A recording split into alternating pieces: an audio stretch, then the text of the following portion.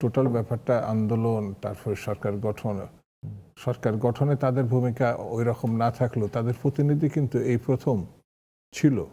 Ayatollah বেসি তো ওদের সাথে খুবই ক্লোজলি যুক্ত ছিলেন, উপদেষ্টা হিসেবে মন্ত্রী পদমর্যাদায় তারা ছিলেন এবং তারা ভূমিকা রাখছেন। সেটা খারাপ না ভালো না সংকীর্ণ না ব্যক্তি স্বার্থ, সেটা পরে হয়তো বিচার বিশ্লেষণ করে দেখা যাবে, কিন্তু দায়িত্ব নিতে হবে। যেটা বেস্তি বলছে, হ্যাঁ, এই যে কিচেন ক্যাবিনেট যদি প্রশ্নটা ওঠে, যাদের নিয়ে ওঠে তাদের দায় কিন্তু পরিষ্কার করতে হবে। মনে করেন যে জুলাই স্প্রিট এদের কারণে অনেক বেশি ব্যাহত হয়েছে? স্পিরিটটা আমি ইয়ে করছি না, তবে একটা জিনিস তো আপনি এড়ানো খুব কঠিন। গণঅভ্যুত্থান এটা দ্বিতীয় বাংলাদেশের প্রেক্ষাপটে।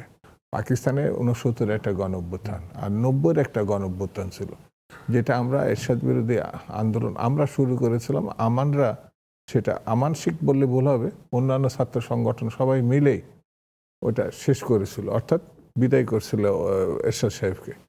এবার যেরকম শেখ হাসিনাকে বিদায় করা, এখানে প্রেক্ষাপট ভিন্নতর হচ্ছে। এখানে একটা বড় সেকশন তরুণ, যারা বেসিক্যালি কোনো ছাত্র সংগঠনের সঙ্গে ছিল না, কিন্তু এর মধ্য দিয়ে এই জাগরণটা অন্যান্য ছাত্র সংগঠনকেও আমি অবশ্যই গুরুত্ব দিচ্ছি, জাতীয় রাজনীতি যারা ছিলেন তাদেরকেও গুরুত্ব দিচ্ছি, কারণ এটা একটা গণ অভ্যুত্থান জনগণের অংশগ্রহণের মধ্য দিয়ে হয়েছে। সামনের সারিটা হচ্ছে তরুণদের, তাদের পিছনে কিন্তু টোটাল নেশন গিয়ে দাঁড়াইছিল। সবসময় তরুণরাই নেতৃত্ব দিয়েছে যতগুলো হয়েছে। তো সেই বিবেচনা থেকে সব থেকে ও যেটা বলছে, এটা আমি তার সঙ্গে একমত, সেটা হচ্ছে বিপদগামী না, সেটা হচ্ছে এই ভাবমূর্তিটা কিছু ব্যক্তির এবং গোষ্ঠীর কারণে তারা নিজেদের স্বার্থে ব্যবহার করছে।